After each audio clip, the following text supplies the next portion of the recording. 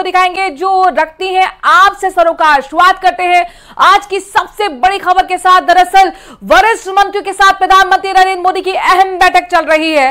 संसद सत्र को लेकर बताया जा रहा है पीएम मोदी अहम बैठक कर रहे हैं जिसमें तमाम वरिष्ठ मंत्रियों की मौजूदगी है। इस वक्त की बड़ी खबर संसद भवन से आ रही है।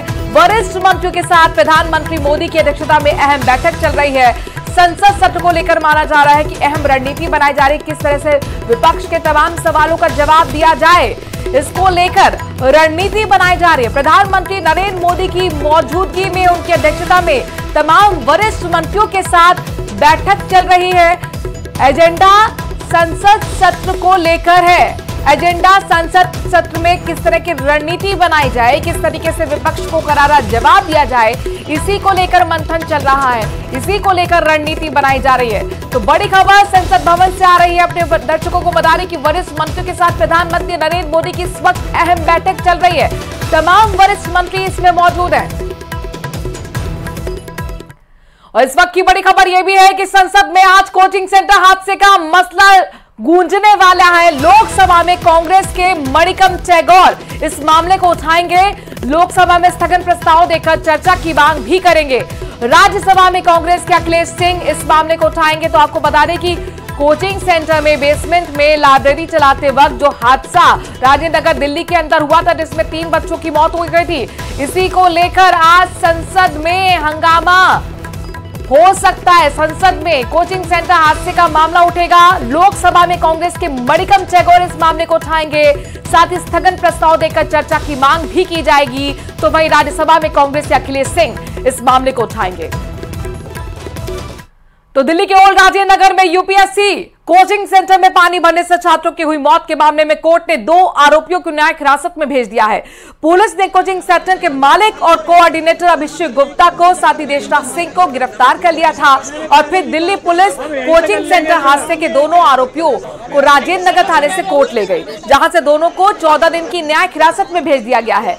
पुलिस ने इन दोनों आरोपियों समेत बिल्डिंग मैनेजमेंट, ड्रेनेज सिस्टम की देखभाल करने वाले निगम कर्मियों और अन्य के खिलाफ गैर इरादतन हत्या की विभिन्न धाराओं में केस दर्ज किया है। दरअसल दिल्ली में शनिवार की शाम को हुई बारिश से ओल्ड राजेंद्र नगर में एक कोचिंग सेंटर के बेसमेंट में पानी भर गया था। पानी में डूबने से यूपीएससी की तैयारी करने वाले 3 छात्रों की मौत हो गई थी।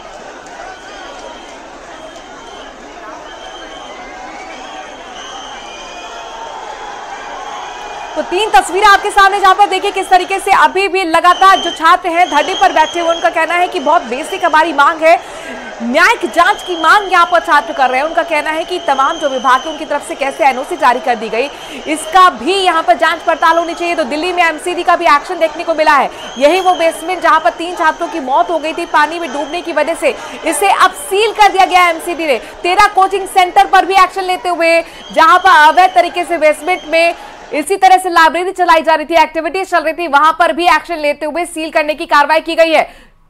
14 दिन की न्यायिक हिरासत में 2 आरोपी को भेजा गया है। दिल्ली के मेयर का जबरदस्त तरीके से विरोध, सड़कों पर उतरकर प्रदर्शन कर रहे हैं। आप दफ्तर के बाहर भी बीजेपी की तरफ से प्रदर्शन करने की बात कही जा रही है। तो आज तक क्या कुछ इस पूरे मामले में हुआ है, ये पूरा मामला जरा जानिए इस रिपोर्ट के जरिए। दिल्ली पुलिस ने कोचिंग सेंटर हादसे के बाद पूरे इलाके की सख्त निगरानी भी शुरू कर दी है।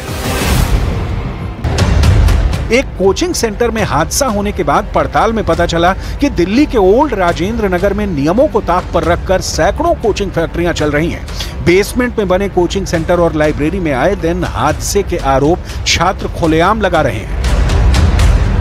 सुरक्षा के कितने नियम होते हैं? कोई नहीं है। जैसे बेसमेंट में है कि एक नियम है कि 2 एंट्री और एग्जिट होना चाहिए। ठीक है, नहीं है। हर लाइब्रेरी में एक है। हर लाइब्रेरियाँ एक तरह से इल्लीगल ही है।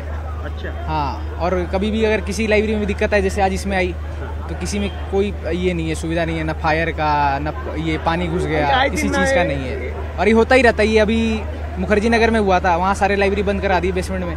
अभी आज यहाँ हो गया, अब यहाँ आज बंद करवाएंगे, जबकि वहाँ मुखर्जी नगर में वो उससे कुछ सीखे नहीं। कभी शॉर्ट सर्किट की वजह से लाइब्रेरी में आग लग जाता है, कोई कुछ नहीं रखा हुआ है, ना फायर एक्सटिंग्विशर रखा हुआ है। हल्का सा बारिश होता है तो बाथरूम का पानी रिसने लगता है लाइब्रेरी में। तो लेकिन यहाँ पर थोड़ा ज़्यादा जमा होता था, इसीलिए इसमें यहाँ पर एक्सीडेंट हो गया। बड़े कोचिंग सेंटर है, मोटी फीस लेते हैं, उसके बाद भी सुविधाएं नहीं। ये मतलब कि आपको सर बता रहा हूँ, ये राव IAS यहाँ का सबसे महंगा इंस्टीट्यूट है। 1,80,000 रुपये इनका 1 साल का कोर्स का रेट है। आप बताइए, कोई फैसिलिटी नहीं, कोई सिक्योरिटी, कुछ भी नहीं रखा है। बताइए, इतना छोटा सा पानी में आधे घंटे का बारिश हुआ, उसमें 10 लड़के चिंचिले। कोचिंग सेंटर हादसे के बाद दिल्ली में जमकर सियासत भी हो रही है। दिल्ली सरकार पर गंभीर आरोप लग रहे हैं। छात्रों के विरोध प्रदर्शन के चलते दिल्ली में कई जगह जाम भी लगा।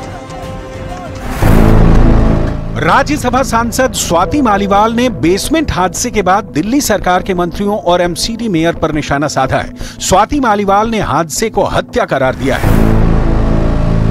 मैं दोनों परिवारों से मिलकर आ रही हूँ।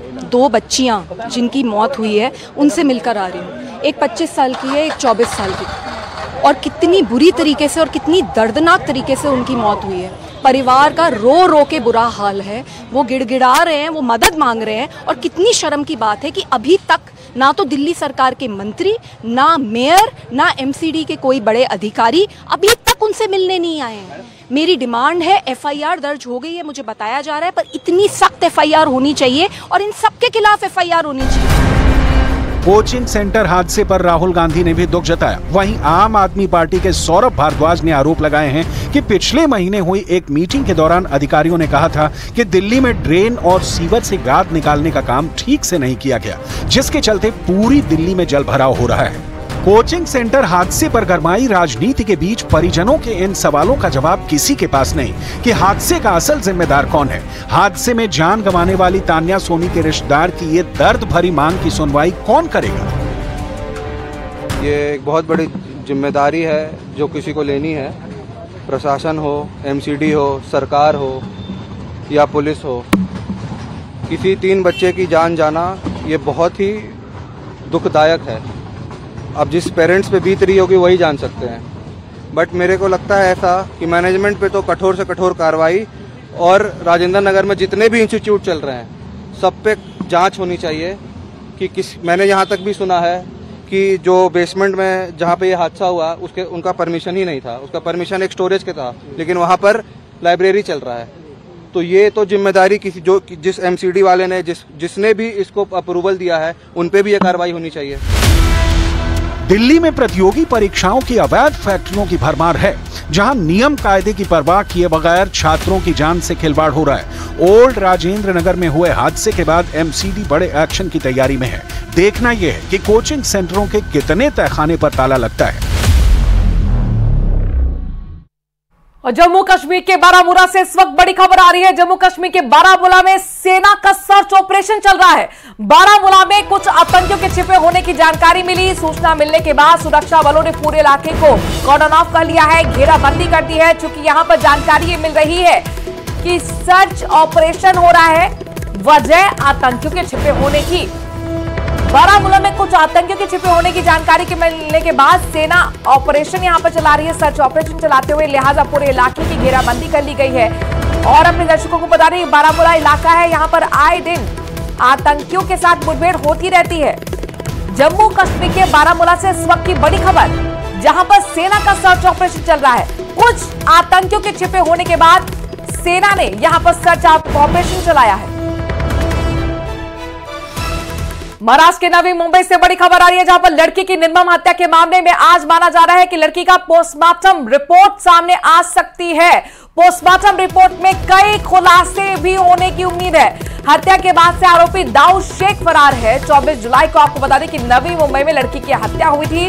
लड़की को पहले चाकू से गोदा था, फिर उसका चेहरा तक कुचल डाला था, और अब यहां पर इंतजार हो रहा है लड़की की निर्मम हत्या के मामले में पोस्टमार्टम रिपोर्ट का। आज माना जा रहा है कि पोस्टमार्टम रिपोर्ट आएगी, जिसके जरिए कई बड़े खुलासे होने की भी उम्मीद है। हत्या के बाद से आरोपी दाऊद शेख फरार बताया जा रहा है। 24 जुलाई को आपको बताएं कि नवी मुंबई में इस लड़की की निर्मम तरीके से हत्या कर दी गई थी। चाकू से गोदा गया था और फिर उसके चेहरे को तक कुचल दिया गया था। तो पूरा मामला क्या है, जरा इस रिपोर्ट के जरिए जानिए।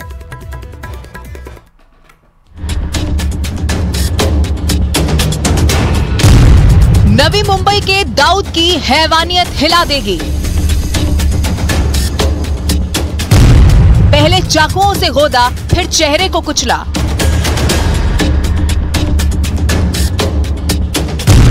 नवी मुंबई में 22 साल की लड़की की निर्मम हत्या।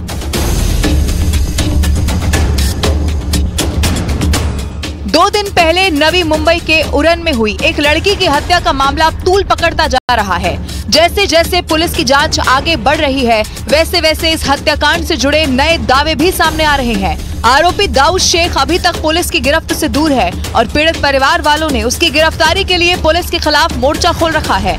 परिवार वालों का आरोप है कि ये कोई साधारण हत्या नहीं, बल्कि लव जिहाद में किया गया मर्डर है। शिंदे माझी मुलगी यशस्वी हिच्या उरणमध्ये निगरून हत्या झालेली आहे। दाऊद शेख नावाच्या जिहाद्याने केलेली आहे।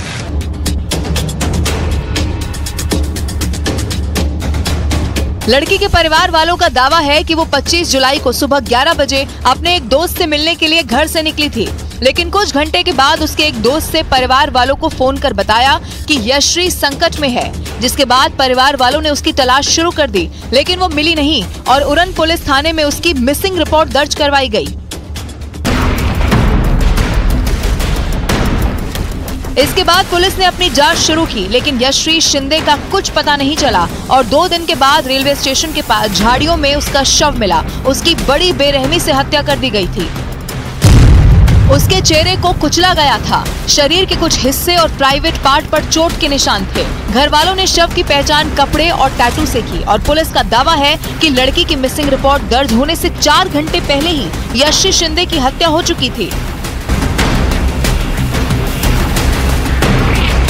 पुलिस को शक है कि यशश्री शिंदे की हत्या उसके प्रेमी दाऊद शेख ने ही की है, क्योंकि 2019 में यशश्री शिंदे और उसके परिवार ने दाऊद शेख पर पॉक्सो एक्ट के तहत एफआईआर दर्ज करवाई थी और उसे जेल भी जाना पड़ा था। पुलिस सूत्रों के मुताबिक 24 जुलाई को आरोपी दाऊद ने यशश्री को कॉल करके मिलने के लिए बुलाया था। पुलिस जांच में यशश्री की कॉल रिकॉर्ड में इसके सबूत भी मिले हैं। जिस नंबर से यशश्री की घंटों बातचीत होती थी, वो नंबर दाऊद शेख नाम के व्यक्ति का है, जो वारदात के बाद से ही फरार है। पुलिस की थ्योरी है कि दाऊद ने यशश्री को लेकर मन में एक जुनून पाल लिया था। उसे किसी भी कीमत पर यशश्री को हासिल करना था, जिसकी प्लानिंग वो पिछले 5 सालों से कर रहा था। जेल से छूटने के बाद उसने यशश्री से दोबारा बातचीत की, फिर उसे अपने प्यार के जाल में फंसाया, लेकिन यशश्री उसके खतरनाक मंसूबों से बिल्कुल अनजान थी।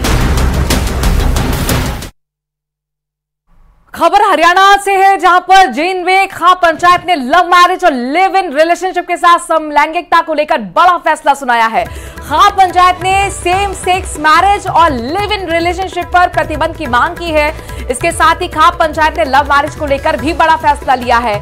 खां के फैसले के मुताबिक लव मैरिज अपनी मनमर्जी से नहीं, बल्कि घर वालों की सहमति के साथ ही की जा सकती है।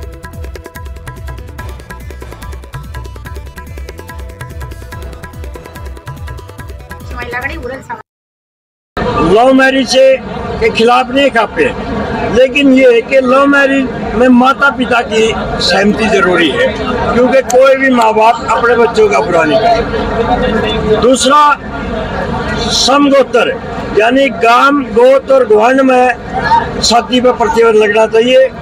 तीसरा मुद्दा, लिव इन रिलेशन यानी या किसी के लिए रहने किसी के लिए लागते हैं, फिर उन बच्चा की संपत्ति में अधिकार कौन देगा, उनका वालीवास कौन होगा।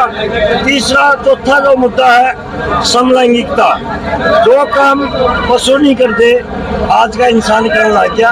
ये 4 मुद्दे थे जिस पर सर्व समाज में सहमति होती है। और मुंबई से बड़ी खबर आ रही है, जहां पर वर्ली में हिट एंड रन केस में तेज रफ्तार BMW कार ने बाइक सवार को टक्कर मार दी थी, जिसमें बाइक सवार बुरी तरह से घायल हुआ था और 1 हफ्ते बाद उसकी मौत भी हो गई थी। 20 जुलाई की ये घटना बताई जा रही है। पुलिस ने आरोपी के खिलाफ केस दर्ज कर लिया है। हादसे के आरोपी ड्राइवर को पुलिस ने गिरफ्तार भी कर लिया है। तो अब ड्राइवर की गिरफ्तारी हो पाई है। आपको बता दें कि हादसे का आरोपी जिसको पुलिस ने गिरफ्तार कर लिया है, पुलिस ने आरोपी के खिलाफ हत्या का केस दर्ज किया था। 20 जुलाई की घटना जिसमें युवक की मौत हो गई थी। हिट एंड रन केस में तेज रफ्तार BMW, ये तस्वीरों में आपको जो नजर आ रही है, यही BMW कार ने बाइक सवार को टक्कर मार दी थी, जिसमें घायल व्यक्ति की 1 हफ्ते बाद मौत हो गई थी। और इस मामले में अब एक्शन लेते हुए ड्राइवर की गिरफ्तारी हो पाई है।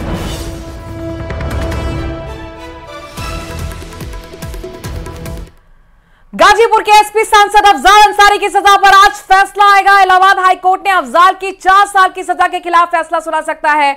अफजाल अंसारी ने गाजीपुर एमपी एमएलए कोर्ट के फैसले को चुनौती देते हुए सजा रद्द करने की अपील की है। अफजाल अंसारी की संसद सदस्यता अब हाईकोर्ट के फैसले पर निर्भर है। अगर हाईकोर्ट अफजाल की याचिका खारिज कर देती है या गाजीपुर एमपी एमएलए की कोर्ट की सजा को बरकरार रखती है तो अफजाल की संसद सदस्यता खतरे में पड़ जाएगी। बता दें कि कृष्णानंद राय मर्डर केस से जुड़े gangster court Ghazipur MP MLA court ने अफजाल को 4 साल की सजा सुनाई थी, जिसके बाद उनकी संसद की सदस्यता चली गई थी।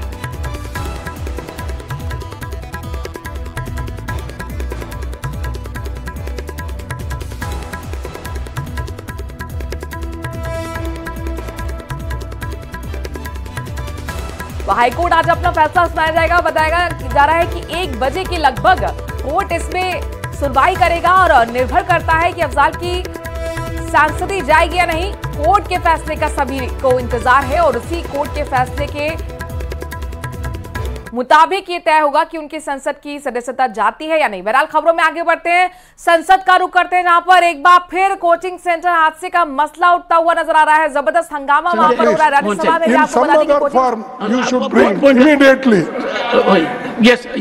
कि Sanjay, 1 second. I am not opening up the discussion for one reason. Otherwise, I'll give you time.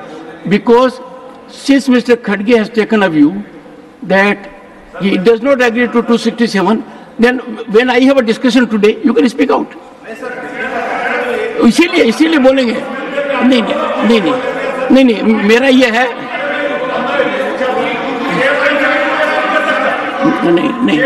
नहीं, 1 second, don't look at them. Sanjay, don't look. Sanjay, look at me. I give you permission.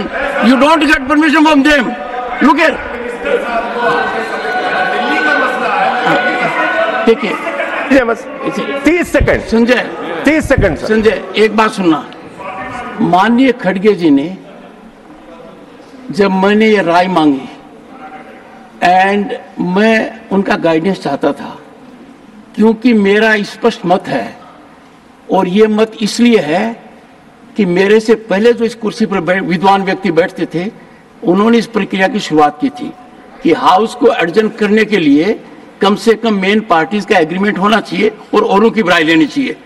जब एक राय आ गई है तो 267 admit नहीं हो रहा है, नहीं हो रहा, इसलिए बैठ जाइए, इसलिए कह रहा हूं। और क्यों नहीं हो रहा है? Honourable members, I have indicated on several occasions that 267 has to be consensus of the House. It was there on demonetization. Consensus of the House was there.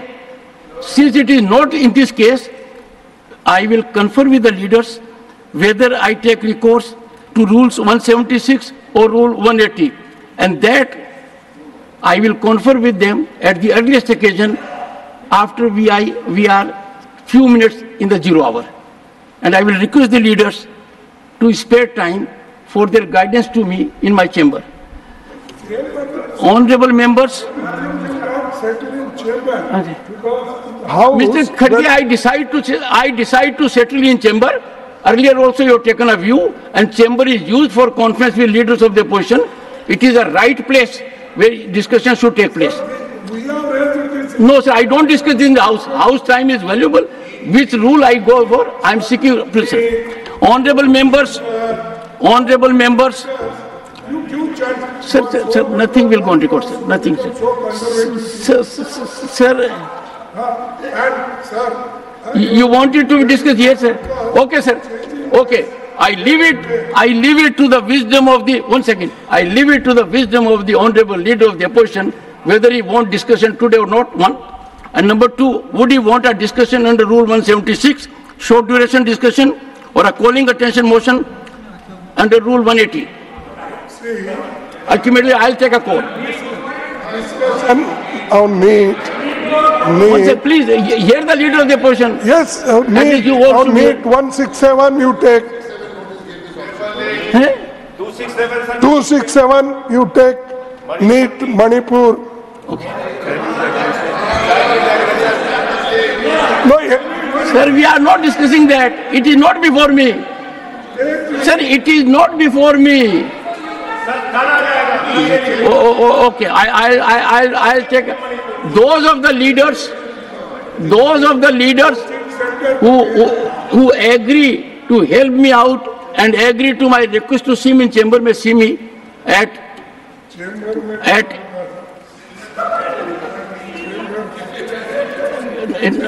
all right. Finding the stance of the main opposition party from the chair, realizing the gravity of the issue, seriousness of it, the impact it has on us, we need a discussion, and the discussion will be under Rule 176 and will happen today. If you want by a calling attention motion, that option I give, and I will discuss with the leaders on this. Please. We should include NEET also. We should include coaching. Mr. Jairam, nothing will go on record. Mr. Jairam Ramesh, this is a very, very important issue, and I would urge.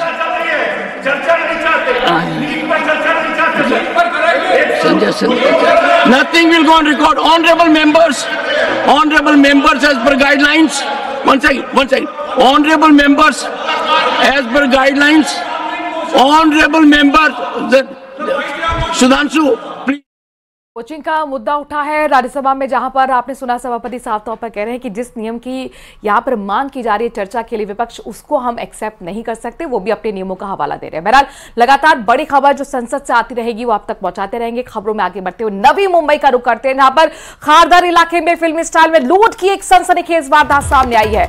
यहां Kharghar sector 35 में 3 लुटेरों ने धारदार हथियार दिखाकर गहनों की दुकान में लूटपाट की और इसके बाद दुकान से लुटेरे निकले तो लोग उनके पीछे दौड़े, जिसके बाद उन्होंने स्कूटी पर फरार होते होते हवाई फायरिंग की। गोली चलने से लोग रुक गए। इस वारदात का एक सीसीटीवी फुटेज भी सामने आया है, जिसमें 3 हेलमेट लगे शख्स हथियार की नोक पर दुकानदार को हाथ ऊपर करने को कहते हैं और फिर लूटकर फरार भी हो जाते हैं। फिलहाल नवी मुंबई के खारघर पुलिस स्टेशन में अज्ञात शख्स के खिलाफ मामला दर्ज किया गया है और लुटेरों की जो 3 लुटेरे आपको दिख रहे हैं हेलमेट के अंदर, उनकी तलाश की जा रही है।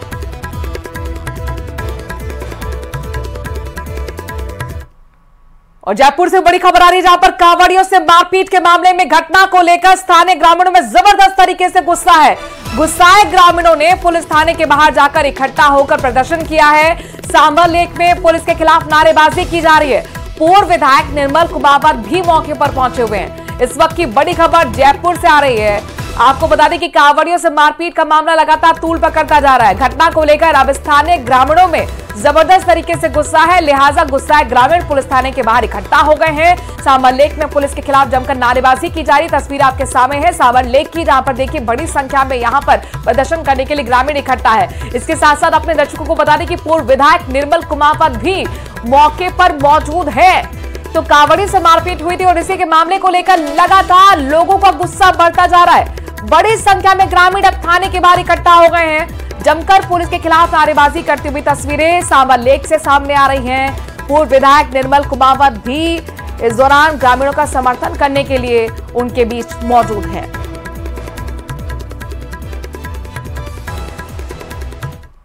बिल्कुल, मेरे पास ये शिकायत अभी तक कभी नहीं आई थी, ना मुझे किसी ने शिकायत करी। अगर ऐसा है तो बिल्कुल उनके खिलाफ कार्रवाई की जाएगी। इसको बिल्कुल गंभीरता से लिया जाएगा। किसी की धार्मिक भावना को यहाँ कभी हाथ नहीं किया जाएगा। देखिए, इस घटना की मुझे भी जानकारी मिली है। मैंने सभी जनता से जो यहाँ लोग बाग है उनसे बात करी है और उच्च अधिकारियों से बात करके सरकार में बात करके निश्चित तौर पे पूरी घटना की जांच होगी और जो भी दोषी है इसमें एक के खिलाफ भी कोई कार्रवाई बचनी नहीं चाहिए। इसके लिए हम सब लोग पूरा ऊपर मुख्यमंत्री तक बात करेंगे। चलिए खबरों में आगे बढ़ते हुए उत्तराखंड का रुख कर रहे हैं, जहां पर भारी बारिश की चेतावनी एक बार फिर जारी की गई है। मौसम विभाग ने आज पूरे प्रदेश के लिए बारिश का येलो अलर्ट जारी किया है, जिसका सबसे ज्यादा असर चंपावत और नैनीताल में दिखने की अनुमान है।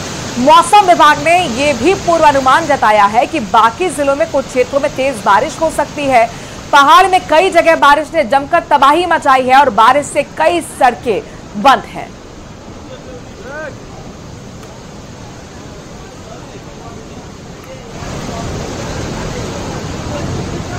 मनु भाकर के बाद एक और Indian shooter Ramita Jindal Paris Olympic में फाइनल में पहुंच गई है। रमिता आज दोपहर 1 बजे आपको बताइए 10 मीटर एयर राइफल इवेंट का फाइनल मैच खेलेंगी।